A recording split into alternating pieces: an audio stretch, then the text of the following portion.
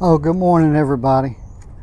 Hey, today I want to tell you why I'm not flying my drone. I bought it, I've had it almost a week, and I still haven't flown my drone. Well, a couple of other things I just want to tell you. This is the DJI Mini 2. And when you get this, it's not cheap. And I got the one that has the 3 batteries so you don't run out of batteries. But when you get it, the first thing you got to do is charge everything. So it comes with a little battery pack that you put all your batteries in and charge them at one time. You plug this in and you plug this into the outlet. It takes all day for this to charge. All day. So you can't really do anything the first day. Well, then next, you have to charge your hand controller. They only send you one charger. So after the batteries get done charging, you have to plug this in and charge it. So don't get impatient when you first get it and think you're just going to jump out there and start flying, because that's not what's going to happen. I'm going to tell you things on this video that you don't see on all the other ones where the guys are just out there flying it. First, you got to take baby steps. So the next thing is you got to get familiar with your little drone and your gimbal camera.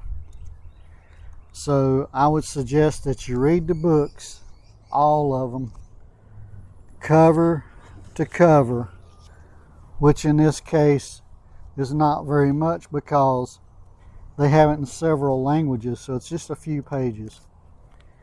But another thing that I haven't found in any of this literature is, you know how when you first turn it on and you got to turn it 3 times, and then you got to put it this way and turn it 3 times to get it to sync with the GPS.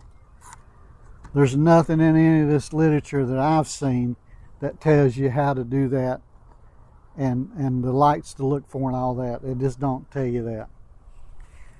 The other thing, and this will be the last thing, which is most important. If you got this to record video with, you can't just put in your regular old micro SD class 10 card like this one right here.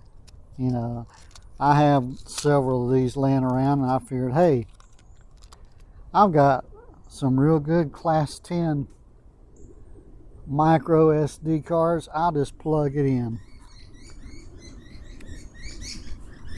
I thought I was getting good SD cards because they were class 10.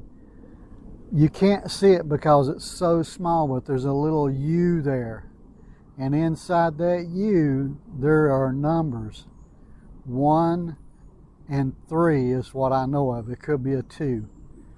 So this drone, being it records in 4K, will not record on a U1.